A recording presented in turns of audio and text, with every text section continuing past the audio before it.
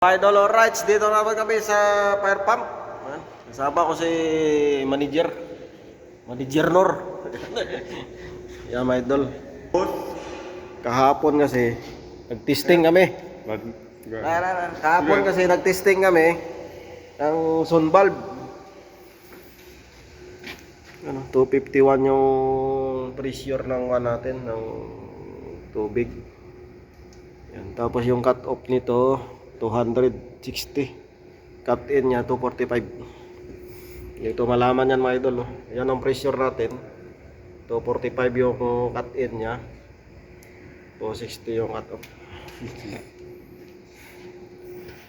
Ngayon tingnan natin yung yung dito kasi kahapon kasi ilang sun valve kasi, dami kasi sun valve tinisting namin.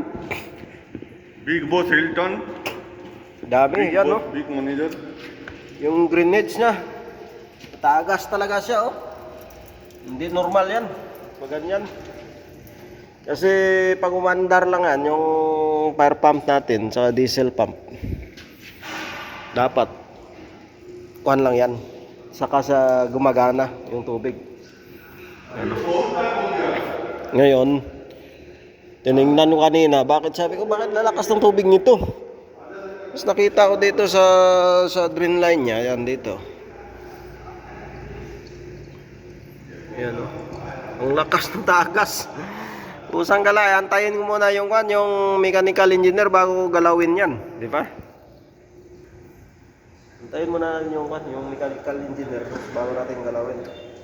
Ano? Gripo na yan eh. Gripo na. Lakas ng tagas. Yan. Yan, Patterson tap. Sa generator sa diesel naman natin, yan siya, Clark.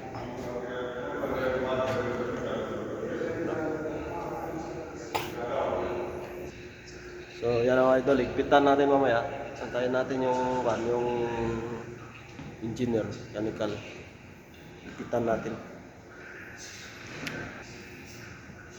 Dito naman sa hospital yan. Ito sa hospital to. Ito yung sa diesel engine pump ito.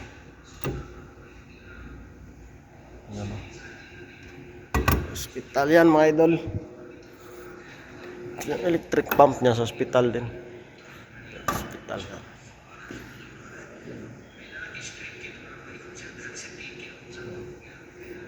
Mga weekly report natin. Tine-check kasi ito pag every week. Ito na testing ko na to kasama yung taga National Guard. Yung ito hindi pa. Kasi nga mataas kasi yung yung valve sarado. Yan. Alright, so tinanggal nila kaharang to. May harang dati to.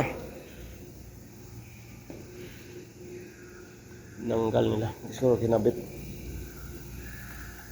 Ito naman sa papuntang housing, saka papuntang mga kaperya. So yan na guys, tayo natin yung engineer. Pusang gala, nakatagal-tagal, kanina pa yun eh. Mag-isang oras na gitna ko dito.